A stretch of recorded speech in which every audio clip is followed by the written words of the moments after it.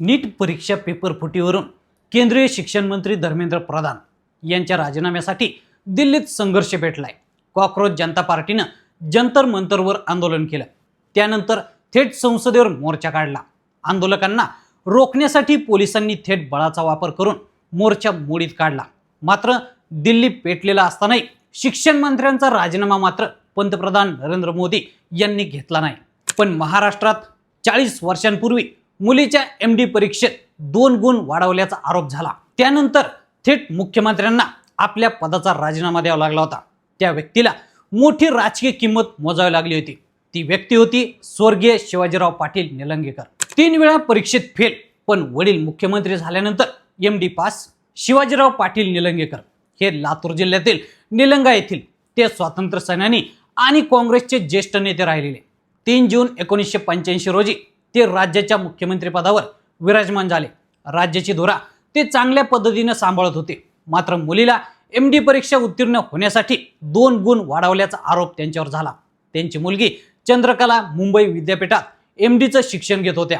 स्त्रीरोग तज्ञ आणि प्रसूती हा त्यांचा विषय होता। तब्बल 3 वेळा परीक्षा देऊनही त्या उत्तीर्ण झाल्या नव्हत्या। मात्र वडील शिवाजीराव निलंगेकर हे मुख्यमंत्री झाल्यानंतर 4थ्या प्रयत्नात चंद्रकला या एमडी उत्तीर्ण झाल्या। पुढे एका आरोपाचं वादळ झालं आणि मुख्यमंत्र्यांनी त्यांच्या पदाचा गैरवापर करून मुलीचे 2 गुण वाढवून त्यांना उत्तीर्ण केल्याचा आरोप विरोधकांनी सुरू केला। प्रकरण उच्च न्यायालयात, निलंगेकरांचा राजीनामा।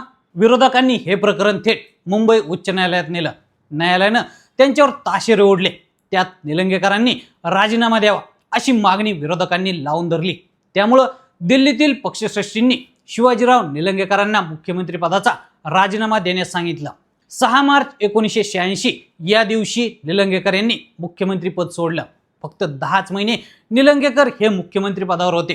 पुढे निलंगेकरांना या प्रकरणात क्लीन चिट मिळाली। मात्र एका आरोपामुळे त्यांना राज्याचं प्रमुख पद सोडावं लागलं होतं। शिवाजीराव निलंगेकर 18 वर्षानंतर पुन्हा झाले मंत्री। त्यानंतर ते तब्बल 18 वर्षे राजकीय वनवासात राहिले। ते काही काळ पक्षाचे प्रदेशाध्यक्ष राहिले। मात्र 2003 मध्ये सुशीलकुमार शिंदे यांच्या मंत्रिमंडळात त्यांचा समावेश करण्यात आला। त्यांना महसूल मंत्रीपद देण्यात आलं। मात्र 2004 ला भाजपकडून नातू संभाजी पाटील निलंगेकर यांनी आजोबा शिवाजीराव निलंगेकरांना पराभूत केलं। त्यानंतर 2009 ला शिवाजीराव निलंगेकर हे पुन्हा रिंगणात उतरले आणि त्यांनी नातू संभाजी पाटील यांचा पराभव करत कमबॅक केलं। पुढे ते सक्रिय राजकारणातून निवृत्त झाले आणि 2020 मध्ये पुण्यात त्यांचं निधन झालं। तर सांगायचा मुद्दा हाच की आज दिल्लीत जंतर मंतरवर असंख्य विद्यार्थी नीट पेपर फुटीविरोधात केंद्रीय शिक्षण मंत्री धर्मेंद्र प्रधान यांच्या राजीनाम्यासाठी आंदोलन करत आहेत। त्या काळात फक्त आरोप झाले आणि त्या मुख्यमंत्र्यांनी राजीनामा दिला। पण आज एवढ्या मोठ्या नीट परीक्षेचा पेपर लीक होतो तरीही मंत्री राजीनामा देत नाही आणि सरकार देखील त्यांना राजीनामा मागत नाही। खरंच देश बदलतोय, पण तो अशा पद्धतीनं याची चिंता वाटते। तर मंडळी, माजी मुख्यमंत्री शिवाजीराव निलंगेकर यांच्याबद्दलचा किस्सा तुम्हाला माहित होता का? आणि दिल्लीत सुरू असलेल्या या आंदोलनाबद्दल तुम्हाला काय वाटतं?